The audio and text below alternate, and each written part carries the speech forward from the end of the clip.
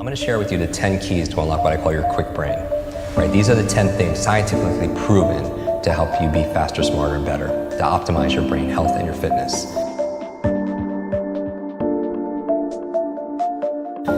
Now, every single thing I'm going to say, nobody's going to debate. Right? They're going to say, yes, of course, but common sense is not common practice. So what I'm going to ask people who are watching this is to rate yourself 0 to 10. How well am I doing in this one area? Like in terms of how I'm eating and exercising or something. And then you'll notice, everyone wants to know what the magic pill is.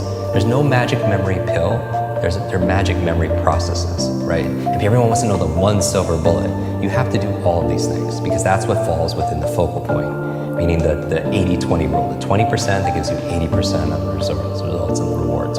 So really fast, the 10 keys for unlocking your quick brain. Number 1 is good brain food, all right? Good brain food, because you are what you eat. What you eat matters, especially to your gray matter. What you eat matters, especially to your gray matter. So we did a whole episode on my top 10 favorite brain foods. And I show people how to memorize it in 2 minutes. I mean, it's wild, but there's certain foods that are really good for your brain.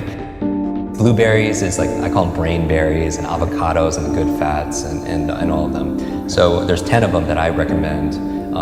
And so they're really excellent. They're very neuroprotective and such, including dark chocolate. So dark chocolate is good. What's good for your mood is generally good for your mind. But so a good brain diet is number 1. So just rate yourself on a scale of 0 to 10. How good is your diet?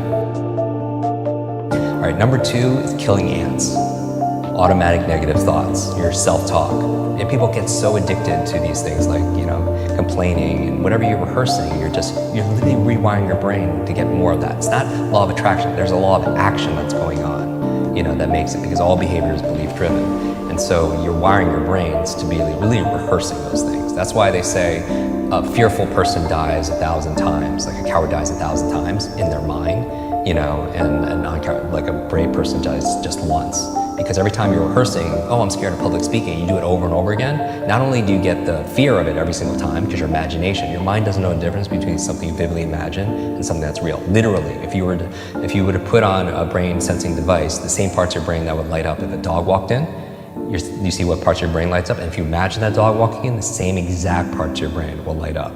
So the mind doesn't know the difference. It's the most powerful tool you have is your imagination. But going back to the power of killing ants, our thoughts are things, and it's activating our imagination. So, don't do it to rehearse your fears and the things that are negative, right? Only have thoughts of things that you want to come that really happen. So the third thing, exercise. People, we know. Number 4, brain nutrients. And this is a subject that comes up because, a lot of people travel, they have fast food lifestyles, and, but maybe they're lacking certain supplements. Number 5, we know who you spend time with is who you become. Literally, you have mirror neurons, and your mirror neurons in your nervous system is when you can watch a sport or watch a movie and you can feel what they feel. Who you spend time with is who you become because you're imitating their habits, their behaviors, their thought patterns, and everything. If you're around 9 broke people, you're going to be the 10th. It's not just your biological networks or your neurological networks. Analyze your social networks. 6th thing for your brain, clean environment. We know a clean environment is good for your brain. At an anecdotal level, when you clean your desk or you clean your laptop off, you have clarity of thought, right? But I don't just mean that, I mean clean air, clean water, because there's a lot of pollutants that's not good for your cognition. So from there, we have number 7, sleep. This is a big one for so many people. I mean, sleep is so important for your brain for 3 reasons. Number 1 is where you consolidate short to long-term memory. Everyone who pulled an all-nighter back in university, that hurt you because you need that sleep. Number 2, it's where you clean out the plaque that could lead to brain aging challenges. And that's what the latest research is saying in terms of leading to dementia and such. And then the 3rd reason is because when you dream. Because when you are working all day and you're learning all day, your brain doesn't shut off at night. At night, it's more active. People don't realize that. You think it's just not happening. It's actually more active, and it's coming up with solutions. It's integrating stuff in the form of dreams. But when you wake up, most people forget their dreams.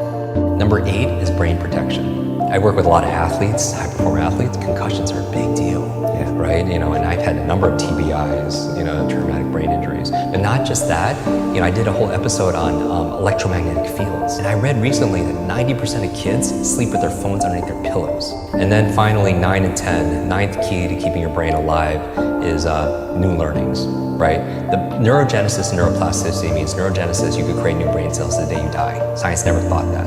Neuroplasticity is saying you could create new connections, meaning that Einstein's brain wasn't bigger than any of ours. In fact, it was smaller, but parts of his brain were very highly connected because he would do these theta state brain thought experiments, and every single time you have a new thought, you may create new connections, right? And so the way to improve neurogenesis, neuroplasticity, two things: novelty and nutrition. Finally, number 10, stress management. Stress management, meaning people don't realize it because it's invisible, but it's like you don't realize how much stress you're under until you're on vacation or you're getting a massage. You don't realize because it's all there all the time. It's like the fish that they don't see in the water because it's there all the time. So what are we doing to cope?